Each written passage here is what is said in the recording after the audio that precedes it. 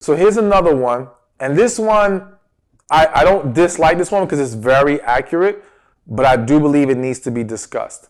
And that is when a man loves a woman, she becomes his weakness. Now, the full quote, I believe, is she becomes his weakness and he becomes her strength. But let's leave the whole he becomes her strength part and just focus on she becomes his weakness. Again, this is very accurate, all right?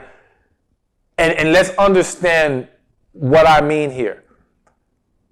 So let's paint the picture. There's this man, he can be very masculine, tough guy, very on top of handling his business. You know what I'm saying? Very desirable man. Woman meets him. This man is now falling deeply for this woman. He is smitten. And it might happen even really fast. Like, because here's the thing. I won't go too deep into this, but people sometimes paint people finding love very fast or feeling like they're in love very fast is this negative thing. But I think we have to consider that when you get to a certain age and you've dealt with enough people, when someone stands out from the rest, it hits you really fast. It doesn't take you long to notice it. And so this occurrence of falling deeply for someone very fast isn't as abnormal as some would make it out to be. But that needs a whole video by itself. Either way, let's go back to the scenario. He falls for her. And now this very masculine man can become a lot softer, a lot more in his feelings, okay? And to some extent, that can be welcomed and good. The woman wants the man to be expressive. The woman wants to feel that love from him, wants him to tap into that side of him, wants to feel like he's really into her. But unfortunately, because a lot of men don't know or haven't learned how to handle that, and essentially what I call love in their masculine, maintain this masculine frame while still being loving and expressive, it can start to cross a line where it becomes unattractive. It can cross a line where he starts to actually look weak. So remember the quote, she becomes his weakness, and now, yes, he becomes weak when he's with her. He may find himself letting her getting away with things that are not healthy. He may find himself, being accommodating to the point where he becomes a yes man.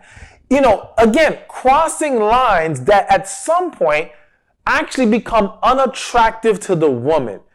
And so the reason why it's important for us to discuss this is because I have seen many situations fall apart because that man became so quote unquote weak with that woman that he became unattractive to her. And it wasn't that they could not have had an amazing relationship.